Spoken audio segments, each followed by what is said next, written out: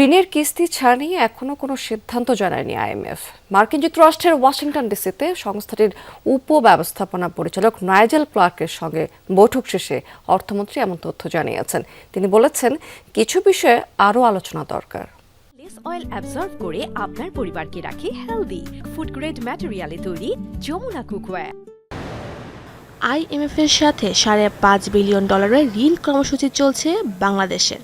এ পর্যন্ত 5 কিস্তিতে $3.5 বিলিয়ন ঋণ মিলেছে। অন্তর্বর্তী সরকারের আমলে স্থগিত করে রাখা 2টি কিস্তির $1.3 বিলিয়ন ছাড়ে চলছে আলোচনা।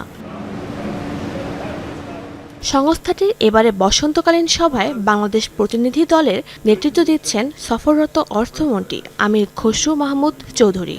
সাইডলাইনে নীতি নির্ধারণী দ্বিপাক্ষিক বৈঠক। আগামী 2 সপ্তাহের মধ্যে এ বিষয়ে অগ্রগতি হবে। আমাদের দেশে যে ব্যাংকের যে সমস্যাগুলো আছে ওগুলোতে তারা রোল প্লে করতে চায়।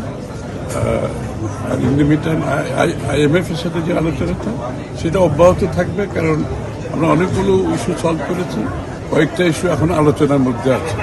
সেটা আমরা আগামী 15-20 দিনের মধ্যে এই ইস্যুগুলো আলোচনার মাধ্যমে সমাধান করার চেষ্টা করছি।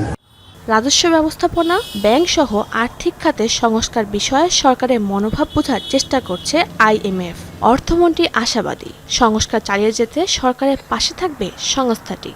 রাজস্ব ব্যাংকের প্রেসিডেন্টের সাথে যে আলোচনা হয়েছে ভেরি পজিটিভ, এবং অন্য যে ইস্যুগুলো আমাদের ইলেকশন ম্যানিফেস্টোর সাথে অ্যালাইনড করা হচ্ছে এবং এই ব্যাপারে কোনো দ্বিমত নেই।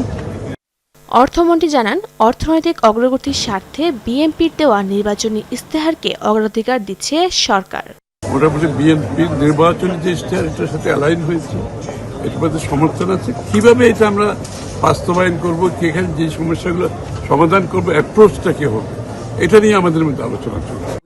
সমাপনী সংবাদ সম্মেলনে আইএমএফ এর পরিচালনা পর্ষদের চেয়ারম্যান সৌদি আরবে অর্থমন্ত্রী মোহাম্মদ আল জাদান হরমুজ প্রণালীতে জাহাজ চলাচল স্বাভাবিক রাখার আহ্বান জানিয়েছেন। পাশাপাশি যুদ্ধ বন্ধে সদস্য দেশগুলোর সহযোগিতাও চাওয়া হয়েছে। শাজদিন অন্তরা, যমুনা নিউজ, ঢাকা।